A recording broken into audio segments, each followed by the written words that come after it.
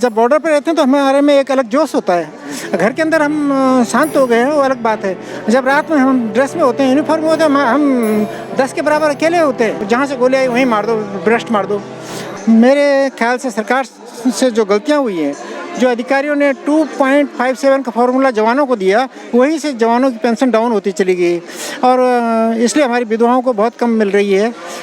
2.81 जवानों के लिए लागू होना चाहिए था, क्योंकि जवानों का पेंशन का और अधिकारियों के पेंशन में पहले ही गैप बहुत ज़्यादा हो रखी थी।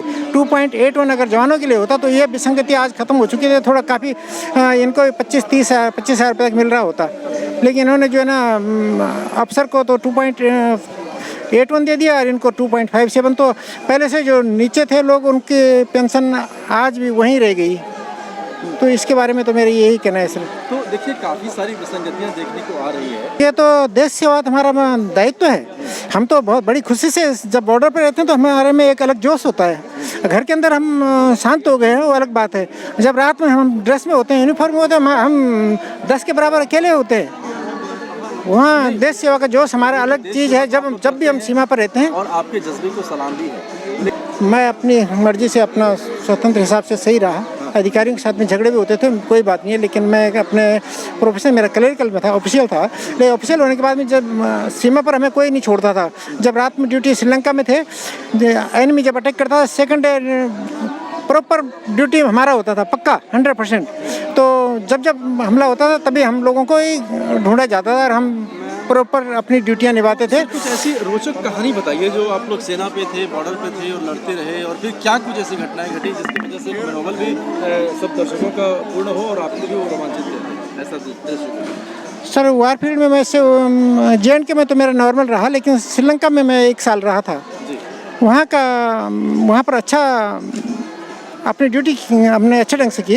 अब एनिमी लिट्टा तो अटैक करता था, तो कभी कभी रात में हम बैठे हुए हैं, अभी यहाँ पर बैठे हुए हैं, तो यहाँ चारों तरफ से गोलियाँ आ जाएं, तो तब अपना बचाव कैसे करना है, वही एक ऐसी सिचुएशन बहुत देखी थी हमने वहाँ पर।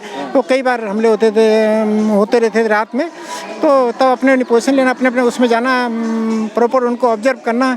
तो फायरिंग कभी कभी हमारे जवान वैसे उड़ा देते थे गोलियाँ, परंतु क्योंकि दुश्मन को भगाने के लिए होता ही है कि जहाँ से गोली आई वहीं मार दो, ब्रस्ट मार दो।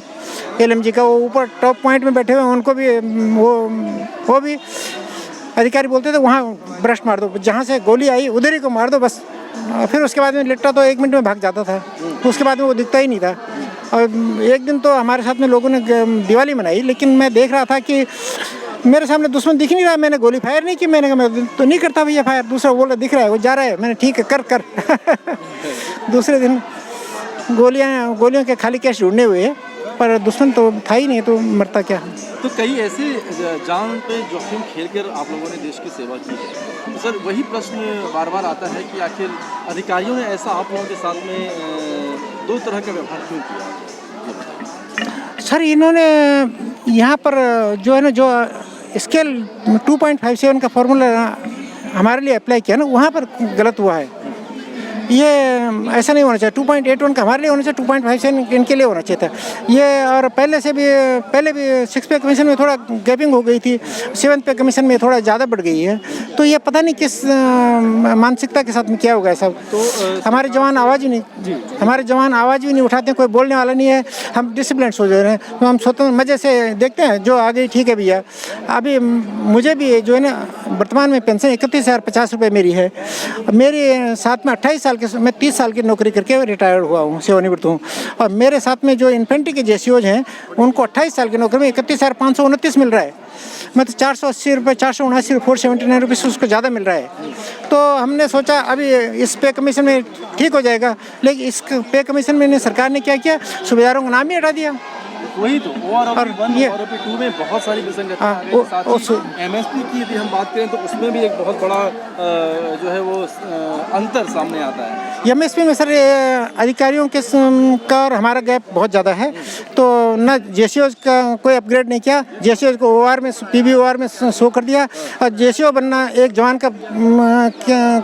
का दिल में होता है, जोश होता है, तो मैं JCO बन के रिटायर होऊंगा तो कुछ पेंशन अच्छी होगी, घर जाऊंगा तो अच्छा एक प्रेस्टीज मिलेगी। लेकिन वो ख़त्म कर दिया। अभी PBOR से ACP चालू कर दी। 8, 16, 24 साल में वो ऑनरेडी नायब सूबेदार बन के जाएगा और उसको बस उसी बेस में जो है ना हम लोगों को ऊपर वालों को देखा ही नहीं। अब आजकल 8, 16, 24 में वो तो वैसे एसीपी में वैसे बन जाते हैं।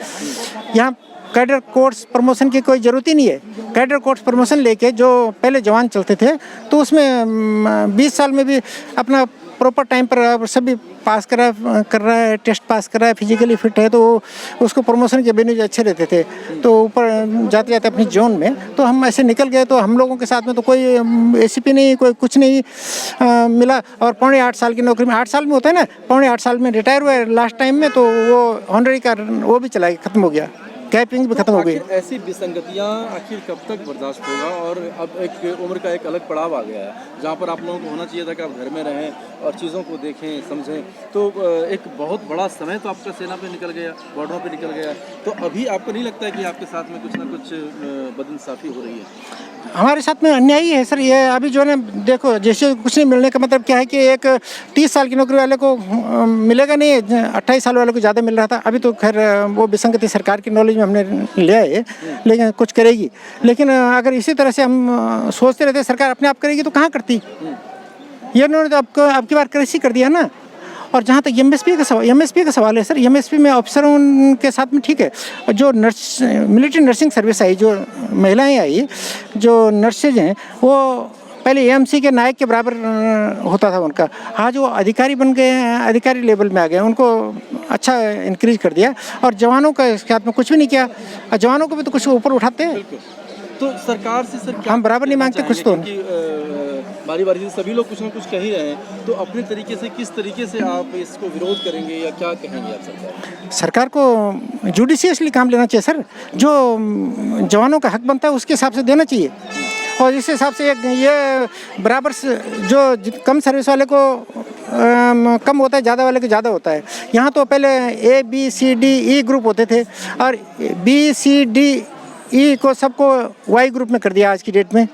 और एक X ग्रुप में टेक्निकली क्वालिफाइड को X ग्रुप में, और बाकी BCDE को एक ही में कर दिया। B ग्रुप के लिए पहले जो है ना टेस्ट अलग होते थे, वो पहले मैट्रिक इंटरमीडिएट में होते थे। नॉन मैट्रिक वालों को वो लिया जाता है, मैट्रिक इंटरमीडिएट वाले को भी सब Y ग्रुप में कर दिया, बस बराबर कर दिया। पहले उनकी थोड़ा रिस्पेक्ट मिलती थी, अब वो रिस्पेक्ट ख़त्म करते हुए पहले अफसरों ने क्लर्कों को आउट किया, अंदर किया, और फिर उसके बाद में जो है ना सब जवानों को Y ग्रुप में कर दिया। तो ये भी थोड़ा ये बताइए, जो बार बार सेना के जवान ये आरोप लगाते हैं कि हमारे ऑफिसर्स ने हमारे साथ में किया है, तो क्या ऑफिसर्स रिपोर्ट सरकार को नहीं सौंपती है? और सरकार की क्या गूंगी बहरी सरकार है? सरकार नहीं जानती है कि वहाँ पे क्या हो रहा है बॉर्डर पे? सर, हम अधिकारियों को, हमारे अधिकारी जब पे कमीशन में जो अफसर डिटेल होते हैं ना, उनको मालूम होना चाहिए इंडियन आर्मी में रैंकिंग सिस्टम क्या है करके। एक सिपाही से सूबेदार मेजर तक किस तरह से होता है, ऑनरेरी देते हैं तो किस तरह से होता है, तो उनको मालूम होना चाहिए। उनके साथ में उसी हिसाब से पेंशन भी बढ़नी चाहिए, हर सुविधाएं उसी तरह से दी जानी चाहिए। ये इन्होंने यहाँ पर गड़बड़ की है, गलत की है, ये गलती हुई है सर सरकार से। धन्यवाद सर। नहीं साहब, धन्यवाद।